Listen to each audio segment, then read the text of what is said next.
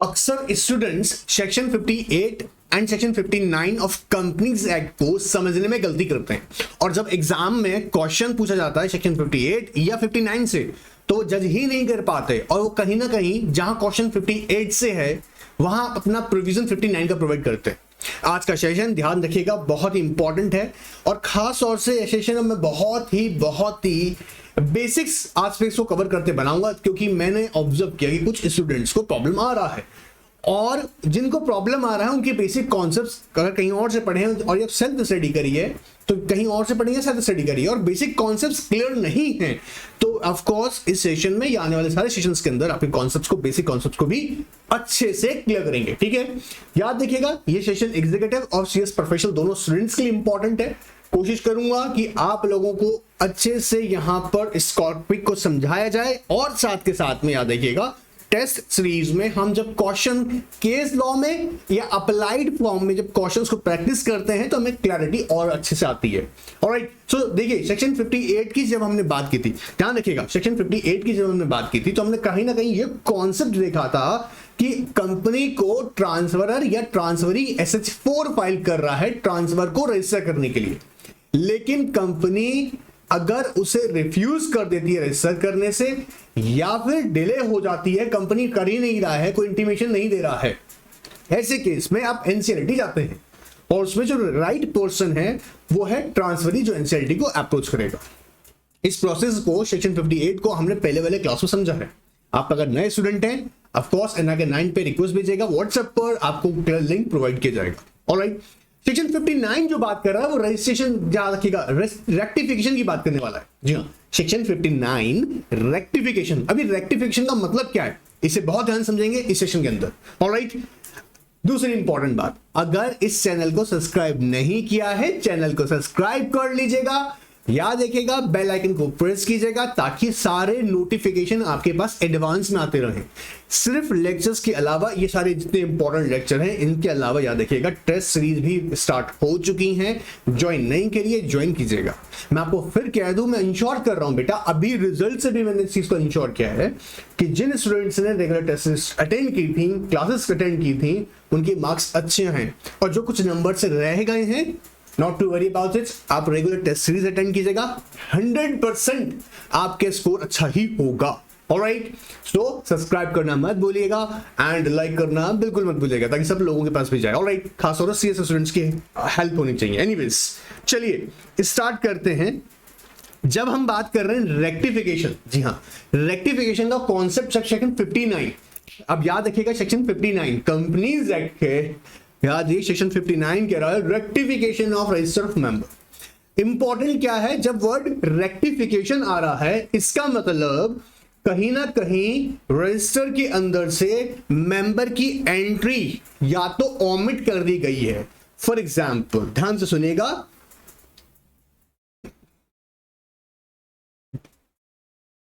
Assume कीजिएगा एक mister A है, मिस्टर ए, इनका नाम ROM में था रजिस्टर ऑफ मेंबर में, या तो यहां से ओमिट हो गया है, याद कीजिएगा वर्ड ओमिट हो गया है, या फिर मिस्टर ए एक पर्सन है, ठीक है, तो या तो ये मेंबर है एक कंपनी के या वो एक पर्सन है, ध्यान सुनिएगा बेसिक बोल रहा हूं पूरा, या वो एक पर्सन है जिसकी वजह से उनका नेम एंटर कर दिया गया बिना उनको पता लगे। दो सिचुएशन, या तो किसी पर्सन का नेम रजिस्टर ऑफ मेंबर में विदाउट सफिशिएंट कॉज एंटर कर दिया गया है, या विदाउट सफिशिएंट कॉज किसी मेंबर का नेम रिमूव कर दिया गया है, ओमिट कर दिया गया है। तीसरी सिचुएशन क्या हो सकती है, या फिर आप अननेसेसरी डिले कर रहे हैं नेम एंटर करने में, या कोई डिफॉल्ट किया है, अभी इनके एग्जांपल समझाऊंगा अभी, या कोई डिफॉल्ट किया है। याद देखिएगा section 59, again I am telling you section 59, one more time, मेरे साथ बोलो, शर्माओ मत, बोलो section 59 of companies act. Sir ये लिख के आना पड़ेगा क्या? हाँ अच्छा यार, अच्छे मार्क्स चाहिए तो लिखना पड़ता है ना सेक्शन 59 की रेफरेंस, ठीक है। सो समझो क्या चार सिचुएशन बता रहा है, या तो किसी पर्सन का नेम रजिस्टर ऑफ मेंबर में एंटर किया गया है या फिर रिमूव किया गया है without sufficient cause. This is very very important, ठीक है, विदाउट सफिशिएंट कॉज, अभी एक्सप्लेन करूंगा। दूसरा सिचुएशन क्या हो सकता है, या डिफॉल्ट किया गया है या अननेसेसरी डिले की जा रही है। आप ध्यान से सुनना, अननेसेसरी डिले का मीनिंग क्या है। फॉर एग्जाम्पल, आपने SS4 फाइल किया, कंपनी आपको कोई डॉक्यूमेंट डिमांड किया और वो डॉक्यूमेंट किसी पर्टिकुलर सेक्शन की रिक्वायरमेंट में नहीं है, मतलब ऐसा नहीं कहा जा रहा है कि वो रिक्वायरमेंट पूरी कर रही है, आपने लेकिन डॉक्यूमेंट्स दे दिए हैं जो रिक्वायरमेंट एक्ट में थी, बता दी पूरी कर दी है, आर्टिकल में था पूरी कर दी है, बट कंपनी भाई रजिस्टर ही नहीं कर रहा है उसको। विद इन 30 डेज का टाइम था लेकिन रजिस्टर ही नहीं कर रहा है, और हमें नोटिस भेजता है कि नहीं नहीं आपने डॉक्यूमेंट अभी अटैच नहीं किया, इस डॉक्यूमेंट को अटैच कीजिएगा। कोई भी एक्सपेक्टेड या ऐसा कह रहा है कि स्टैम्प प्रॉपर नहीं है, जबकि स्टैम्प प्रॉपर थी, आपने स्पेसिफिकली एडिक्वेट जो अमाउंट था वो आपने सबमिट भी किया है, लेकिन फिर भी अननेसेसरी डिले की जा रही है। ऐसे केस में 58 मत लगाना, 59 लगाना। बात पकड़ में आ रहा है। अब इंपॉर्टेंट क्या है यहां, दूसरी सिचुएशन जो कि अच्छी वाली है, बहुत ध्यान सुनना, बहुत ध्यान सुनना।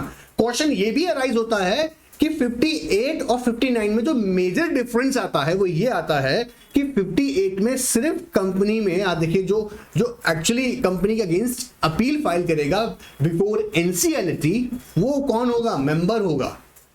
जैसे हमने कहा ट्रांसफरी SS4 फाइल करेगा बिफोर NCLT 58 सेक्शन 58 में, क्योंकि वो ऐसा ही पर्सन जो एग्रीव्ड है। क्यों एग्रीव्ड है? क्योंकि उसे उसके रजिस्टर को करने से, जी हां, उसके नाम से ट्रांसफर ऑफ शेयर्स या सिक्योरिटीज को रजिस्टर करने से कंपनी ने मना कर दिया। लेकिन सेक्शन 59 इतना इंटरेस्टिंग है, यहां 4 लोग कुछ ऐसे होंगे, जी हां, मतलब यहां लगभग ऐसे 4 लोग सामने आने वाले हैं जो फाइल करेंगे पिटीशन बिफोर NCLT। क्योंकि इस केस में अब ध्यान से समझ देना मेरी बात को, क्या होगा, जिस मेंबर का नेम रिमूव किया गया है, क्या वो NCLT को फाइल कर सकता है? जी हां, मेंबर भी पिटीशन फाइल कर सकता है। सो हम यहां समझेंगे who can file petition before NCLT, कौन कौन कर सकते हैं।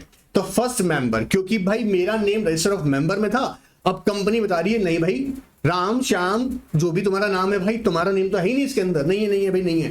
बोला क्या बात कर रहे हो भाई, मैं तो मेंबर हूं, मेरे पास सारे डॉक्यूमेंट्स हैं।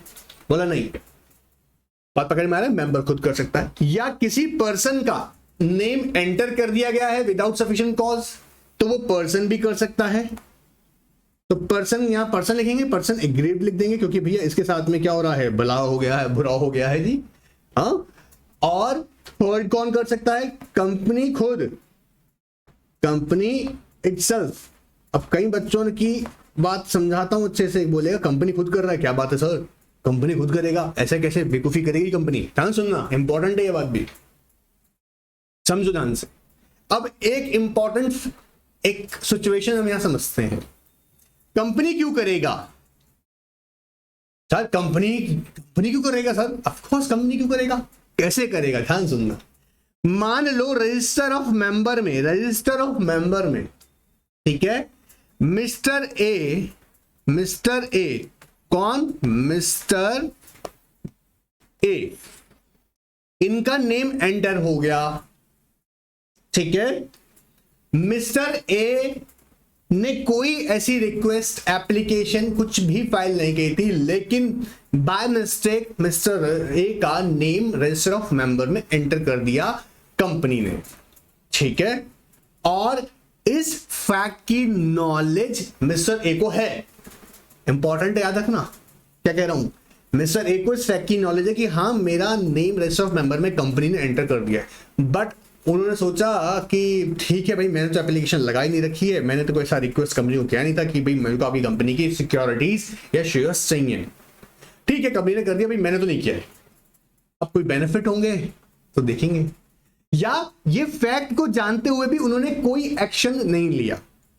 अब कंपनी ना मिस्टर ए को कॉल करती है कि भैया तुम्हारे इन शेयर्स या सिक्योरिटीज पे ड्यूज बाकी हैं। ड्यूज बाकी मतलब भैया कॉल कर रहे हैं, लाओ unpaid amount on your shares आपको पे करना पड़ेगा, लाइए पैसा दीजिए। मिस्टर ए बोले पागल हो गए हो क्या, मैंने क्या है कोई अप्लाई नहीं किया था शेयर्स के लिए, मैंने कोई एप्लीकेशन नहीं लगाई थी, मेरी कोई लायबिलिटी नहीं बनती है। कंपनी कहेगी ऐसा है, आपको पता था इस फैक्ट के बारे में, और उसके बाद आपकी लायबिलिटी बनती है आपको पे ऑफ करने की, आपको पे ऑफ करना पड़ेगा।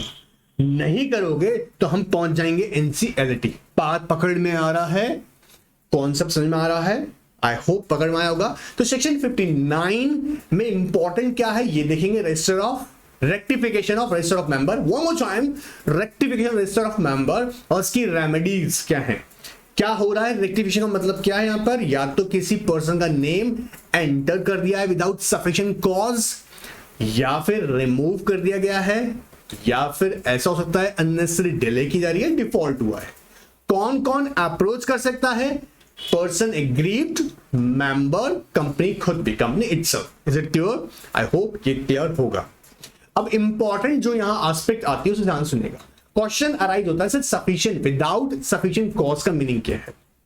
तो यहां पर अलग अलग केस लॉस की जजमेंट में विदाउट सफिशिएंट कॉज को डिस्क्राइब किया गया, उसे हम ध्यान समझते हैं।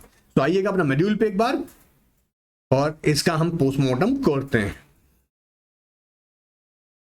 देखिए जब हम बोल रहे हैं rectification register of member section 59, if a member of a company, if the name of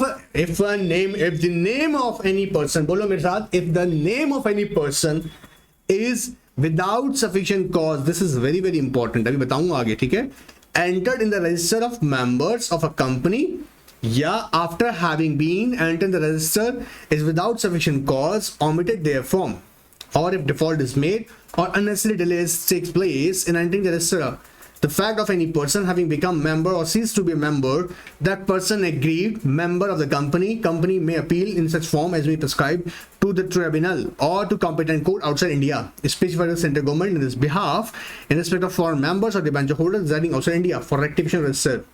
मतलब अगर कोई फॉरेनर है, आपका सिक्योरिटी होल्डर, डिबेंचर होल्डर है, ऐसे केसेस में आउटसाइड इंडिया जो कॉम्पिटेंट कोर्ट यहाँ पे बताया गया होगा by the government of India, जी हाँ सेंट्रल गवर्नमेंट जो बताएगी, वहां भी वो लोग अप्लाई कर सकते हैं, अपील कर सकते हैं। अब ध्यान सुनिएगा इस केस के अंदर। सर एक और इंपॉर्टेंट क्वेश्चन था, सर मैं ऐसी लैंग्वेज से लिख नहीं पाता हूं तो उसके लिए क्या करूं। बेटा सुनो, अभी मैंने यहां समझाया है ना आपको, सिर्फ इस पे फोकस रखो। अभी इस सेक्शन 59 के ऊपर जब जाएंगे तो क्या लिखेंगे, if name of any person, अब ये तो बेटा सेंटेंसेस बन जाएंगे, सोच के देखो, इस ऐसे लिखना है, if a name of any person enter in the register of member without sufficient cause, और name of the member has been removed और omitted from the register of member without any sufficient cause, या unnecessary delay or default is made, in such case a person aggrieved or member of company itself appeal to NCLT, or in case of a foreign security holder or debenture holder who resides outside India can appeal before the competent court as prescribed or specified by the central government। याद हुआ? I hope ये clear होगा, ठीक है। Alright, सो अब देखते हैं, देखिए आइए अब इसको याद भी करते हैं साथ में। देखिए कौन कौन अपील कर सकता है, right to appeal, unlike in section 58 where only transferee can appeal to tribunal, क्योंकि वहां पर कौन एग्रीव्ड है, ट्रांसफर ही है। इंपॉर्टेंट बातों को नोट करो, मॉड्यूल में लिखो, आपने लिखा भी होगा, मैंने पहले सेशन बताया है। 58 सेक्शन 58 में एग्रीव्ड पर्सन ट्रांसफरी है, क्योंकि उसको रिफ्यूज किया जा रहा है रजिस्टर करने से, उसका नेम आरओएम में एंटर करने से रिफ्यूज किया गया है, तो एग्रीव्ड कौन है, ट्रांसफरी। और आपको याद होगा उसमें एनसीएलटी ऑर्डर देता है, और ऑर्डर को 10 डेज के अंदर अंदर कंपाइल करना होता है, और अगर आपने नहीं किया कंपाइल तो वो एक नॉन कंपाउंडेबल ऑफेंस बन जाता है। आई होप ये क्लियर हुआ कॉन्सेप्ट, ऑलराइट। बट सेक्शन 59 में यहां पर 3 लोगों को अलाउड किया, किस किस को, मेंबर ऑफ द कंपनी, क्योंकि उसका नेम क्या किया गया है, ओमिट, ठीक है, उसका नेम क्या किया गया है, ओमिट किया गया है, या एग्री पर्सन कि उसका नेम भैया यहां पर जबरदस्ती एंटर कर दिया गया है, या कंपनी इटसेल्फ, कंपनी कह रही है भैया ये फैक्ट के बारे में जानता था, इसको नेम एंटर किया ना, इसका नेम उसको पता था, लेकिन उसके बावजूद भी इसने कोई एक्शन नहीं लिया है, इसकी लायबिलिटी बनती है। क्लियर हो रहा है, कंपनी खुद भी कर सकता है। अब यहां जो सेक्शन आप ध्यान से देखेंगे, अलग अलग केस लॉज हैं। छोटो सुद वर्सेस भगवान फाइनेंस कॉर्पोरेशन लिमिटेड, यहां पर केस क्या था, यहां पर सेक्शन जो 111 है ये कंपनी से 1956 का है। बेसिकली आज हम सेक्शन 59 पढ़ रहे हैं। सेक्शन 111 ऑफ कंपनीज एक्ट 1956 में भी यही बताया गया था कि कौन कौन एनसीएलटी को अप्रोच कर सकता है। तो जैसे हमने भी देखा, कौन कौन कर सकता है, मेंबर कर सकता है, पर्सन एग्रीव कर सकता है, या कंपनी खुद भी कर सकता है, कंपनी इटसेल्फ। आई होप मेरे साथ बोल बोल के पढ़ेगा, याद होगा, अच्छे समझ में भी आएगा। और याद रखिएगा, फिर बीच में कह रहा हूं बच्चों, आप लोग ना क्लास की जो के बाद में जो टेस्ट सीरीज ऑर्गेनाइज हो रही हैं, चल रही, उन्हें अटेंड जरूर करें। मैं फिर बोल रहा हूं, आपके एग्जाम में जब मैं कॉपी करता हूं, मैं आपको बताता हूं, तो उससे आपकी कमियां दूर होंगी। ये कमियां दूर एग्जामिनेशन हॉल में नहीं कर सकते हम, हमें अभी करनी है, ठीक है। चलिए, तो यहां पर देखिए सेक्शन 111 ने कहा कि भैया कौन कौन अप्रोच करेगा। अरे भाई रुक जाओ, कहा, कहने दो भाई, कहने दो मुझे। Power to refuse registration and appeal against refusal whether petition 111A subsection 4 can be filed by aggrieved person, company, any member, so long as he establishes that name of any person is entered or omitted register of member without sufficient cause।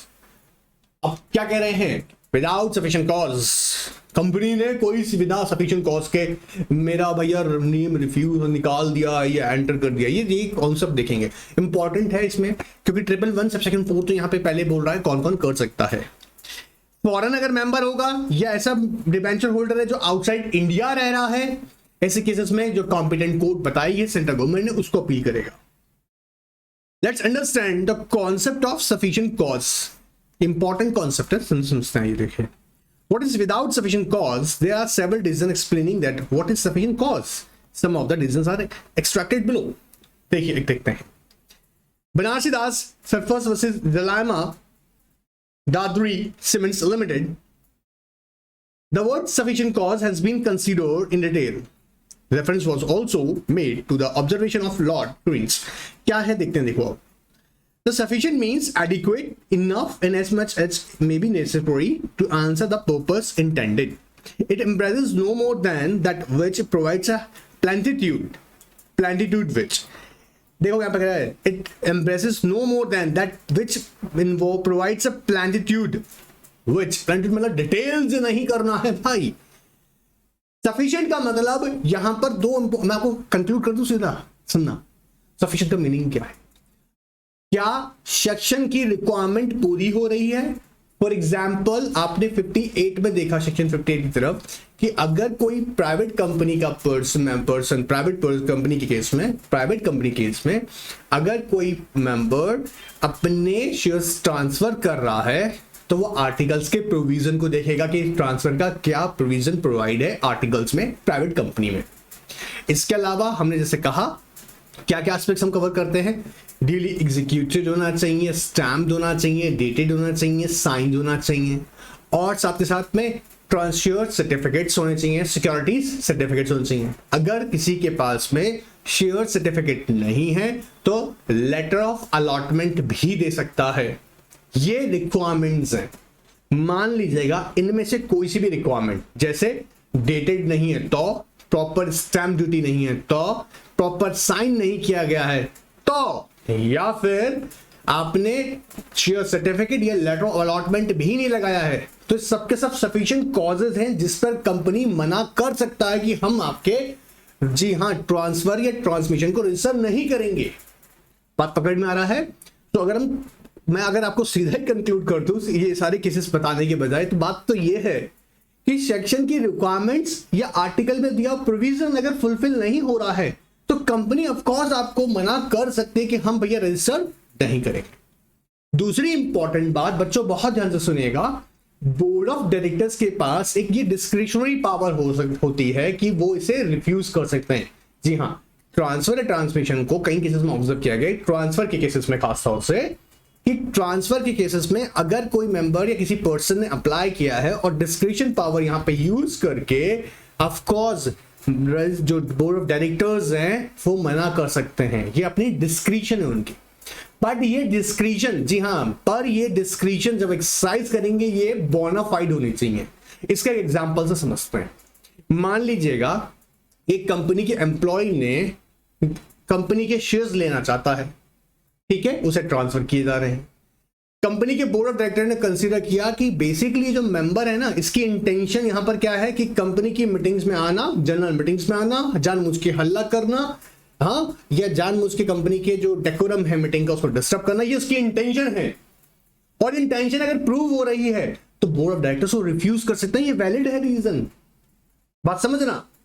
इसलिए हम ध्यान से देखेंगे कि पहला बात, section की requirements पूरी हो रही हो, ठीक है, जैसे मैंने अभी कहा ड्यूली स्टैम्प्ड होना चाहिए, डेटेड होना चाहिए। ये बातें इसलिए बोल रहा हूं, कंपनी जो क्वेश्चन आएगा ना अप्लाइड क्वेश्चंस में, सिचुएशन कहीं ना कहीं आ जाती है, इसे ध्यान सुनिएगा। डेटेड हो, स्टैम्प्ड हो, साइन हो, है ना, ये जो इंस्ट्रूमेंट है ट्रांसफर इंस्ट्रूमेंट, उसके साथ में आपने अपना शेयर सर्टिफिकेट या अलॉटमेंट लेटर अटैच किया हो, ये सारी बातें पूरी हो रही हो तो जी हाँ, कंपनी को बाउंड है भैया, कंपनी उसको रजिस्टर करेगा। लेकिन ये बातें पूरी नहीं हो रही है तो कंपनी रिफ्यूज भी कर सकता है। क्या हो रहा है आगे देखते हैं।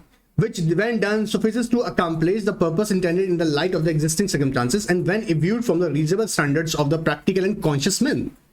अब पकड़ में आ रहा है। अब देखो कुछ और भी केसेस हैं, जैसे यहां कह रहा है under article 11 to refuse registration of transfer is discretionary power. किसकी पावर? बोर्ड ऑफ डायरेक्टर्स की है। और ये डिस्क्रेशनरी पावर की बैंड कौन बजा सकता है? एनसीएलटी। देखो, directors must exercise this power reasonably in a good faith. Court can control their discretion if they act capriciously or in a bad। मतलब मैलाफाइड है, मैलाफाइड इंटेंशन से कर रहे हैं, जानबूझ के साथ कर रहे हैं बोर्ड ऑफ डायरेक्टर, तो ऑफ कोर्स कोर्ट यहां पर जी याद रखिएगा मना भी कर सकता है। ठीक है सर, और देखते हैं आगे। देखो यहां पर रखा हुआ है, अब यहां पर सेक्शन 108 जो बता रखा है कि अगर सेक्शन 108 की, ये केस लॉ की बता रहा हूं, कंक्लूड करता हूं सीधा। सेक्शन 108 ऑफ कंपनीज एक्ट 1956 का, जी हाँ, जब इस सेक्शन को पढ़ते हैं तो ये बात करता है जो मैंने आपको बता रहा हूं कि रिक्वायरमेंट्स पूरी होनी चाहिए, जैसे स्टैम्प्ड हो, डेटेड हो, साइंड हो, ट्रांसफर जो शेयर सर्टिफिकेट है वो होना चाहिए या अलॉटमेंट लेटर होना चाहिए, सेक्शन की रिक्वायरमेंट्स है। अब अगर ये रिक्वायरमेंट्स पूरी नहीं हो रही हैं और कंपनी अपने आर्टिकल में किसी डायरेक्टर को ऑथराइज कर रहा है कि बाई ट्रांसफर तुम एग्जीक्यूट कर सकते हो, कैसे? Without share certificate, without share certificate, without share certificate, तो क्या ये वैलिड होगा? आंसर इज नो, ये सफिशिएंट कॉज नहीं माना जाएगा। बात पकड़ में आ रहा है? तो कंपनी तुम बाउंड हो जाओगी। आगे देखते हैं। Where a minor topological omission can be said to be sufficient cause for refusal by company to register transfer. बोला नहीं, बकवास बात नहीं है, कंपनी ये कोई सफिशिएंट कॉज नहीं है कि तुमने उसे मना कर दिया। टाइपोलॉजिकल मतलब एरर हो सकता है, क्या हो सकता है? देखो, टाइपोग्राफिकल एरर मतलब प्रिंटिंग मिस्टेक है, आपने फॉर्म फिलअप किया, पी की जगह आर ड्रॉ हो गया है, या कटिंग आ रहा है, क्लैरिटी नहीं है, समझ थोड़ा सा नहीं आ रहा है, आईडी वगैरह जो दिया है उसमें क्लियर लिखा हुआ है, ठीक है, फॉर्म्स में थोड़ा क्लियर नहीं है, मिसमैच हो गया है, आईडीज में मिसमैच हो रहा है। कई बार आपने देखा होगा पैन कार्ड में नेम और आधार कार्ड में नेम का कई बार मिसमैच हो जाता है। जैसे मान लीजिएगा राम कुमार शर्मा और एक में लिखा है राम शर्मा, कंपनी कह रही है भैया एक राम शर्मा है, राम कुमार शर्मा नहीं। ऑफकोर्स थोड़ी सी प्रॉब्लम तो है, तो ये लेकिन क्या इस ग्राउंड पे ही मना करते, नियम तो ऐसा नहीं करेंगे? ऐसा नहीं है। टाइपोग्राफिकल एरर्स को सफिशिएंट कॉज नहीं माना। पकड़ में आया बात? हाँ, अगर ट्रांसफरी प्रॉपर स्टैम्प ड्यूटी पे नहीं कर रहा, भाई सफिशिएंट कॉज है। ट्रांसफर ही बात समझो, या ऐसा हो रहा है SS4, जी हाँ, ट्रांसफर इंस्ट्रूमेंट फाइल कर रहे हो और लेटर ऑफ अलॉटमेंट या शेयर सर्टिफिकेट नहीं दे रहे हो साथ में अपने, कंपनी मना कर देगा भाई ये सेक्शन की रिक्वायरमेंट पूरी नहीं हो रही है, तो सफिशिएंट कॉज है।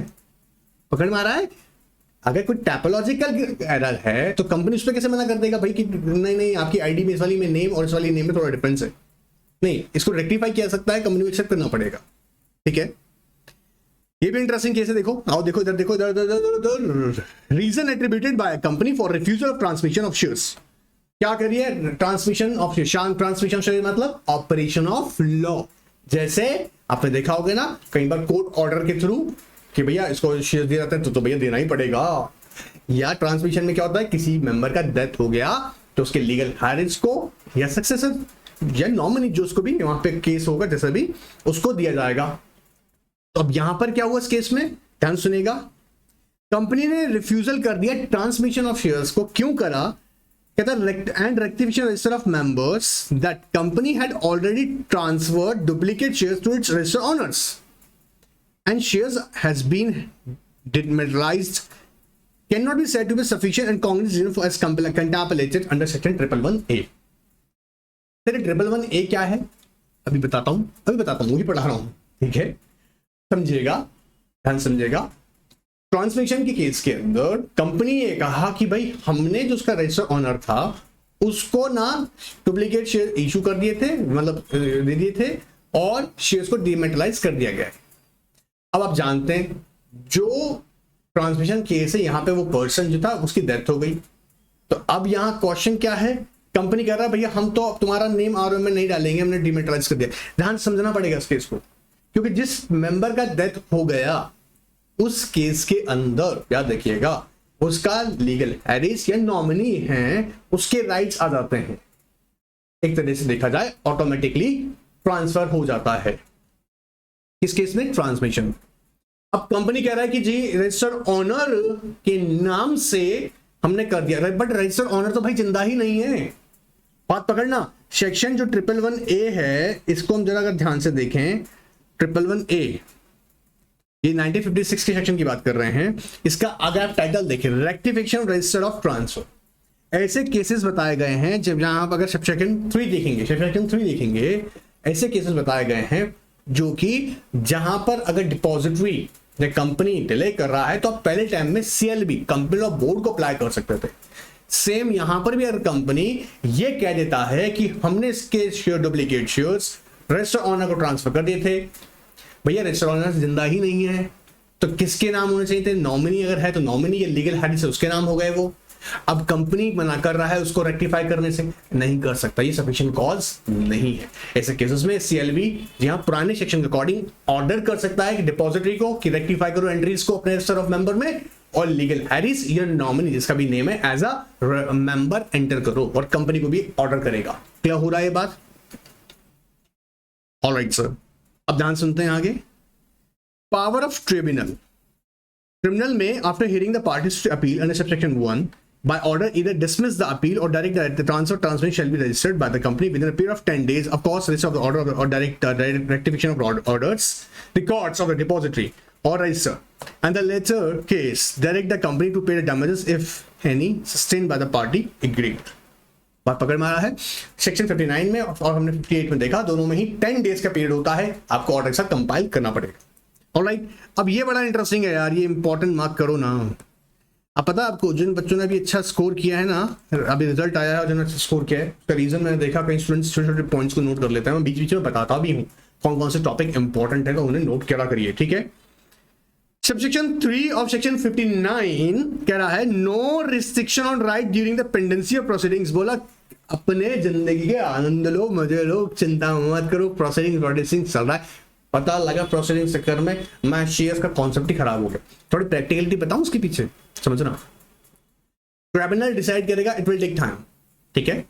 बट सर अब एक तरह से देखा जाए तो शेयर्स तो यहां जाके एकदम से अगर फ्रीज हो गए मतलब अब उसमें मोबाइलिटी खत्म हो गया, आप उसको ना बेच सकते हैं ना खरीद सकते हो। अब बोला सर ये तो बड़ा गड़बड़ का मामला हो गया। इनडायरेक्टली अगर देखा जाए ना तो ये हमारी इकोनॉमी को खराब करने वाला कॉन्सेप्ट है। तो लॉ यहाँ पे कह रहा है कि ठीक है प्रोसीडिंग चल रही है, अभी कोई जजमेंट नहीं आ रहा है, लेकिन आप अपने जो आपके राइट्स हैं, चाहे वो वोटिंग राइट्स हैं, वो रहेंगे, आप वोट कर सकते हैं, ठीक है। अब देखो यहाँ पे बहुत सारी चीज आती हैं, पहले हम इसको सेक्शन को डिटेल में समझ लेते हैं। An interesting feature wherein even during the appeal being preferred under this section, there is no interim restriction on right of a holder of securities to transfer the same. And person acquiring the same during the pendency of the proceedings before the tribunal shall be entitled to vote unless the voting rights have been suspended by an order of tribunal. This is very very important. कई बार question exam में ऐसा आता है कि ए ने अब apply किया वो है ट्रिब्यूनल में भी प्रोसीडिंग्स चल रही हैं, और इन बिटवीन कंपनी ने मीटिंग किया, कंपनी ने मिस्टर ए को भगा दिया, बोले भाग यहाँ से, अभी तेरे नाम से डिसाइड नहीं हुआ कि तू वोट कर नहीं कर सकता है, बिकॉज ये अभी डिसाइड ही नहीं हुआ तो मेंबर है नहीं है, चल भग जाए यहाँ से। वो भाई सब एग्रीड है, पहुंचे ट्रिब्यूनल मेरे को वोट करने नहीं दे रहे हैं, ट्रिब्यूनल बोलेगा छोड़ेंगे नहीं, जाओ वोट करो, तुमको अलाउड है ड्यूरिंग द प्रोसीडिंग, जहां तक आ रहा है उसके राइट्स हैं उसे मिलेंगे। बात पकड़ में आ रहा है? जो राइट्स आपके बनते हैं, डिविडेंड अगर दिया गया तो वो भी दिया जाएगा, वापस सुनना मेरी बात को, डिविडेंड अगर कहा दिया जा रहा है तो आपको भी मिलेगा, डिविडेंड अगर कंपनी डिक्लेयर किया है आपको भी मिलेगा, राइट शेयर्स अगर डिक्लेयर किए गए आपको भी मिलेंगे, प्रोवाइडेड अगर इंटरिम ऑर्डर, क्योंकि यहाँ पे इंटरिम रिस्ट्रिक्शन भी नहीं है, तो इंटरिम ऑर्डर अगर दे दिया गया, कोर्ट ने कहा कि हाँ भाई अभी जो भी बेनिफिट्स हैं उन्हें उन पर क्या कर दिया, स्टे लगा दिया गया है, तो उन्हें अबेंस में रख देते हैं। अबेंस का मतलब कि भैया जब डिसाइड हो जाएगा तब सारे बेनिफिट्स मिल जाएंगे, लेकिन जब तक कोई ऑर्डर स्पेसिफिकली दिया ही नहीं गया है by the tribunal, in that case आपको वो सारे राइट्स मिलने चाहिए शेयर होल्डर्स को, वो आपको राइट्स आपको भी मिलते रहेंगे जब तक ये मैटर डिसाइड नहीं हो। तब भी मैटर डिसाइड होने के बाद में जो भी कोर्ट देखेगा उसके अकॉर्डिंग डिसाइड होगा, ऑर्डर के अकॉर्डिंग। ये इंपॉर्टेंट पॉइंट है, याद रखना, इंपॉर्टेंट है, ठीक है। चलिए अब कुछ आगे आती है बातें कि transfer of security in contravention statutory provision, जैसे सेबी के प्रोविजन की वायलेशन करके बैठे हो या डिपॉजिटरीज के वायलेशंस किए हुए हैं रेगुलेशंस की, SCRA सिक्योरिटी कॉन्ट्रैक्ट रेगुलेशन की, RBI भाई साहब की बात नहीं मानी हुई है। हाँ, कई बार क्या होता है आपने देखा होगा ना, कुछ कंपनीज जो स्पेसिफिक सेक्टर रेगुलेटर के कंट्रोल में आती हैं, आपको उनके भी रेगुलेशंस को कंपाइल करना होगा। बात पकड़ में आ रहा है? तो यहां पर भी ऑब्जर्व किया जाएगा कि CLB पुराने केस की कॉस्ट, CLB मतलब कमेलो बोर्ड, जो पुराने ओल्ड एक्ट में देखते थे, आजकल हम उसे NCLT बोलते हैं, तो वहां पर भी पावर NCLT के पास है कि वो इन की अगर सेबी की, डिपॉजिटरी की, SCRA security contract regulation act या फिर RBI की एक्ट्स की स्ट्रक्चरल एक्ट्स की वायलेशन हो रही है related to transfer transmission, that case NCLT order pass कर सकता है। आइए देखते हैं। Subsection 4 provides that in case of a transfer of security in contravention of any of the provision of the Security Contract Regulation Act 1956, ध्यान देखिएगा, SEBI Act या this act or any other law for time in force on application by and a following person can be made. Depository कर सकती है application, of course, company कर सकता है, depository participants जिसे हम DP कहते हैं, होल्ड ऑफ सिक्योरिटी या SEBI खुद भी कर सकता है। कुछ इंसिडेंट्स यहाँ पर दिए हुए हैं, उनसे समझते हैं, देखिएगा। आइए बहुत ध्यान सुनते हैं। जॉर्ट engineers limited versus capital services limited, क्या रहा देखो। In case of acquisition of shares in violation of SEBI substantial acquisition takeover code would certainly attract section 111A and CLB certainly passes an order for rectification even though the SEBI violation have been compounded by the acquirer.